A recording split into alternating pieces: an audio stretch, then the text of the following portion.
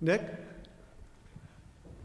This is a question probably for Lyra and Ben, although I'd be eager to hear anyone's comments on it. It seems to be an implication of the knowledge of languages in the plural here, two or more, that the more languages one knows, the more creative one will be. Is that your sense? There has been some work on bilingualism and creativity. The studies that have been published suggest that kids that are bilingual do succeed on creativity, on standardized creativity tasks more than kids that are monolingual. The same is true for people who've just traveled or lived in other countries. So if you've lived in another country, you'll perform better on tests of creativity than others. It's very hard in principle to compare bilingual data to monolingual data because the ways by which you become bilingual are so diverse and there's so many confounds. So it's often very difficult to know whether you should attribute any effect to bilingualism per se, or is it that smarter people are more able to learn more languages and that's why they're also performing better on this task. So there are lots of interesting questions of interpretation in that literature, but there definitely has been work like that. There are also suggestions that people don't fall prey to some cognitive biases when they're tested in a second language. So as was mentioned earlier, we're often operating on automatic. And so when you're speaking a language that you're very comfortable in, your native language, you often don't examine the assumptions that are hidden in problems or in situations that may require you to look a little more deeply. And when you're taken out of that context, whether in another language or in another culture, you actually examine the assumptions more deeply and so make fewer reasoning errors. I have a question. I don't know whether it's for Lyra or Gert, but about natural language processing. And I don't know if you're doing any work in that, Gert, but because of the complexities of English and nuances and things, is it not more difficult to have natural language processing on a computer in English than it is in maybe one of the Romance languages that's more organized? Maybe for me, right? Yeah, so, Push. okay.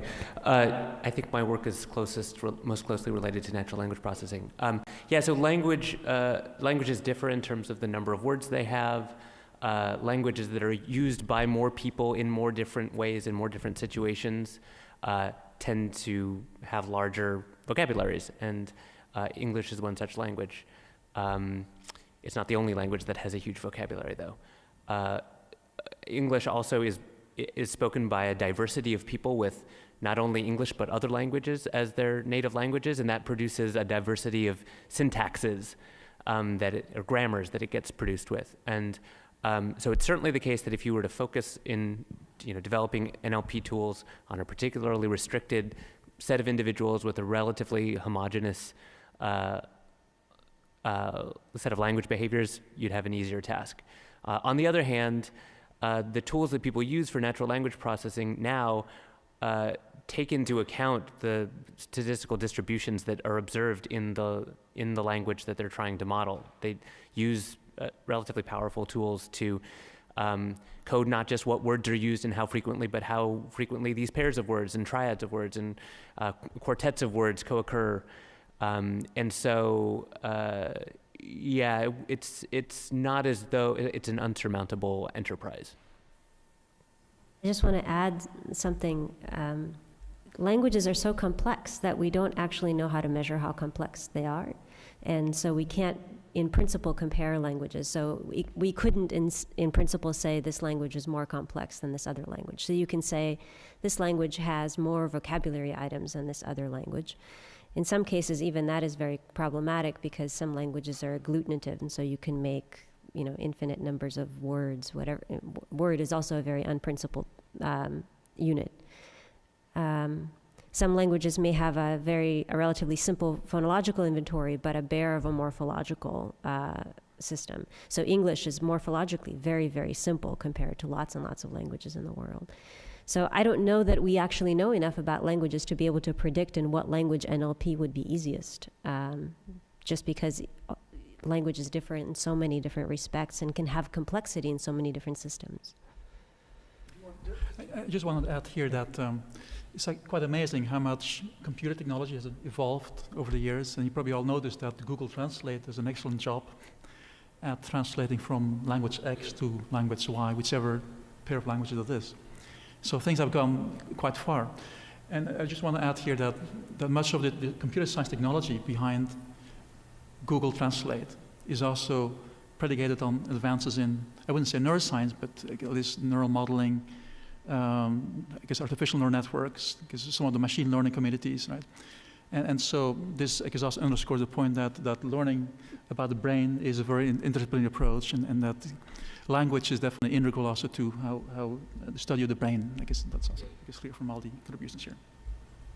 Thank you. Shlomo? Yeah, I have a question about what kind of relates to maybe the complexity, but in the sense of, is there some notion of creativity versus, well, the ambiguity in the language? Because it seems that, well, the more ambiguous something is, in some sense, it gives you more potential for creativity. And this is sort of a paradox I find a lot in, and you know, people sometimes parallel music to language and stuff like that. But in some sense, the idea that you're in some way ambiguous and you're not actually parsing it in one way opens more creative opportunities. It's kind of a fine balance between, you know, losing communication with the other side, but also in some sense it kind of opens up this. So is there any evidence about, you know, differences in creativity based on some inherent ambiguity that might exist in the language? It's very, very hard. I've been thinking about how to measure ambiguity or vagueness in a language. Ambiguity and vagueness are different things. I'm not going to go into how they're different, but it's very, very hard to have a principled measure of ambiguity in a language. I do want to point out that all languages have a whole lot of ambiguity, and all languages allow infinite capacity for creativity. So all human languages allow words to be recombined in an infinite set of new ways. So you can create sentences that you have never heard before and likely no one has ever uttered before with ease, because you have a large set of components that can be recombined in all these new ways. But even starting with how to measure relative ambiguity in a language, there are all kinds of technical reasons why that's hard to do in a principled way. I'm very interested in this question, but let me tell you, it's not easy. I want to draw, one of the things that struck me about this panel, this is common to all four of you, was the centrality, even if it's indirect, of visuality in your presentations. You had us close your eyes. You're in a lab of visuality. You invoked a 17th century statement, and David's talk about semiosis and representation. Visuality is central to this. I'm going to start, I just want to ask this with a somewhat flippant question, but what would happen if you import Palesert's description into your, I don't know if it's possible, Gert, into your brain, and what would you come out with? I mean, because it's a description. What I'm getting at is the importance of visuality on the one hand, but visuality depends upon some kind of built-up knowledge system, or some kind of knowledge system that we have simultaneously. And so I'm just, because again, I don't know what a civet cat looked like, and I looked it up, and I still don't imagine, but I know what a wallaby looks like. So I'm just wondering what would happen if you stick it into this reverse engineered cognitive processing tool. If it comes out, I mean, it could very well come out more coherent than my brain. What will probably come out is spike trains, and they look like spike trains. I'm not sure what you can make out of it, but yeah, the brain is quite amazing at how things are represented, but representation is key, and abstracting features is key in what was happening there, but I wouldn't visualize it. But Okay. Anybody else have any questions? Yes. I really like Shlomo's question, and I wanted to follow up on that. I know very little about this area. So if you were to look at poetry in a given language, and do natural language processing, because that tends to be more abstract or kind of like what Shlomo was hinting at, or even satire and humor. Now, how well they are expressed in one language as opposed to the other. Do you think that would give you a metric of how expressive or complex language A is as opposed to language B? Can you come up with some objective metric? No. No. Next question. I agree. No. What I really wanted to say is, yeah. I mean, people do this, right? They try to feed poetry into NLP systems, and it fails massively because NLP is predicated on assumptions about grammatical structure that largely don't hold in most of the creative forms that we're most interested in because they are the most creative, most ambiguous. What's that? Oh yeah. That's a property of the NLP. I agree fully. So if the question is a hypothetical one about an NLP system that had all of the properties of a human processor, then maybe it would do better with poetry. But I still don't think that you'd have then any metric for the complexity of that language. One way to think about it is people who do computational linguistics, who do natural language processing, point out that at any point in a sentence, you have far more possible interpretations of what the structure is and what the senses of each of the particular words used is meant to be than we are aware of, because we actually pare down the possible interpretations. We ignore most anything that's probably not relevant in the given context. But if you're just a dumb processor, every sentence is massively ambiguous. And so to find the cases that we recognize as being ambiguous are just the tip of the iceberg. They're the ones that are so ambiguous that we can't even resolve them, or we notice that there's a possibility to resolve them in some other way. But there's so much ambiguity in language that looking at those outlying cases, I don't think would tell you much about the language as a whole. It's my intuition. Though looking at metaphor and other non-literal language certainly is a very useful tool for studying how humans create more and more complex knowledge and how we come to be so smart and have so many sophisticated ideas that go far beyond the physical. So Ben and I both do a lot of work on metaphor, and metaphor is one of these creative tools in our language where we get to use words that we're familiar with in slightly novel contexts.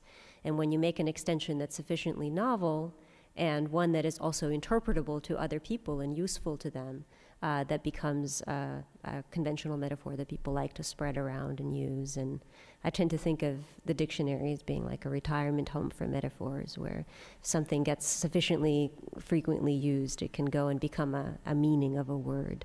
That's how words get into those meanings get into the dictionary. But so thinking about humor, metaphor, lots of other tropes, non-literal language is a very useful tool for understanding how we build knowledge and how we are creative. David, last word. Oh, I was just going to make an observation that I said it in my talk subtly, but I gathered you have laboratories for the study of language, so you can create relatively closed experimental situations. In my own background and in the study of language in anthropology, we would accept that that's extremely difficult, and the part that maybe would be more present in an open kind of live situation is the actual historical content would be quite specific to the time, and it would make it a little less easy to make positive claims about the language as if it has always been so and always will be so. So I just wanted to sort of throw that out there, just because I come from a different side of studying language, and it's a much more lived, dynamic process. Well, I think what this shows is that we know a lot more than we did. We have a lot more that we need to know. And if I could, Bill Mobley's not here, but I was thinking that this is why I think being an historian, the past is so interesting, because it's There's a lot of uncertainty there. There's a lot we don't know. But as the more you engage in human action and we try and understand more, and we do, more questions come out. So I'd like to thank the panelists, thank the Sandy and Kit.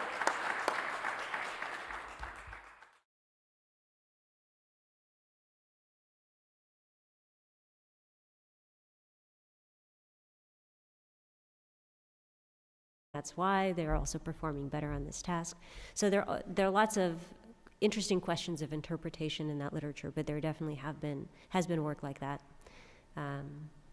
There are also suggestions that people don't fall prey to some cognitive biases when they're tested in a second language. So as was mentioned earlier, we're often operating on automatic. And so when you're speaking a language that you're very comfortable in, your native language, you often don't examine the assumptions that are hidden in problems or in situations that may require you to look a little more deeply.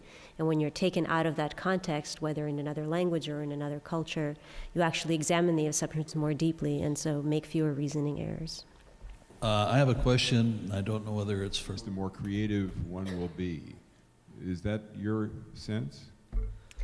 There has been some work on bilingualism and creativity. The studies that have been published suggest that kids that are bilingual do succeed on creativity, on standardized creativity tasks more than kids that are monolingual. The same is true for people who've just traveled or lived in other countries. So if you've lived in another